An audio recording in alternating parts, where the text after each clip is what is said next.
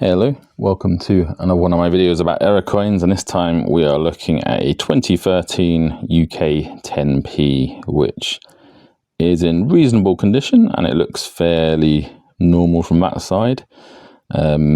Nothing too obviously wrong with this side either, although it does look a bit puffy around the edges, and the reason for that is because it's a so-called partial collar error. So as you can see, around the edge of the coin, there's kind of a smooth bit and there's a milled edge as well. So you've got a bit of both going on there.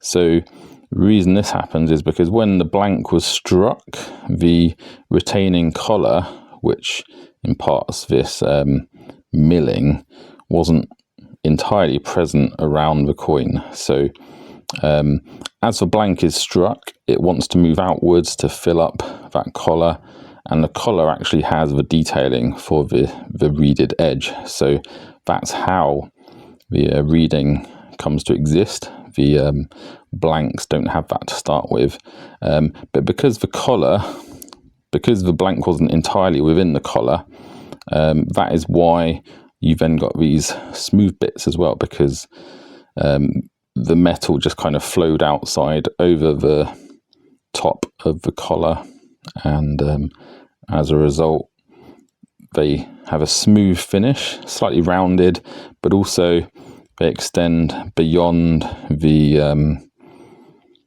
normal size of the coin. So if you were to measure this or try and stick it in a 10p machine or something, it might get stuck or something, because this is physically, the diameter of this coin is bigger than a normal 10p would be. And that's of course why this side looks like it's got a kind of bigger border than normal. But yeah, they're quite, I mean, just picking these up, you can tell that there's something weird about the edge straight away. So these are usually quite easy to find if you do go sorting through lots of 10p coins. I've also seen examples where they are full broad strikes. So a broad strike is where none of the coin was within the collar at all. So you end up getting a completely smooth edged 10p. And of course, those are also slightly wider in diameter than they should be. But yeah, because these are struck on steel blanks, which are nickel plated, they're usually look in very good condition even when you do have an error. So if you were to grade something like this, it would probably get a fairly good grade, maybe a U58, maybe even low MS60s.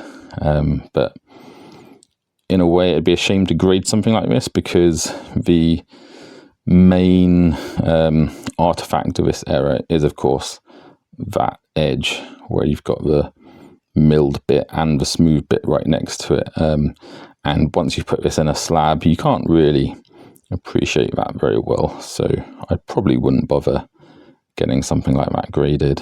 But yeah, let me know what your thoughts are. Would you grade this, or would you just leave it as it is? I mean, even if you put it in a coin flip, you wouldn't be able to appreciate that kind of error. So what is the best way to actually display something like this? Anyway, yeah. Let me know what you think, and don't forget to check out my other error coin videos, because there's plenty more stuff like this if this sort of thing floats your boat. But for now, see ya.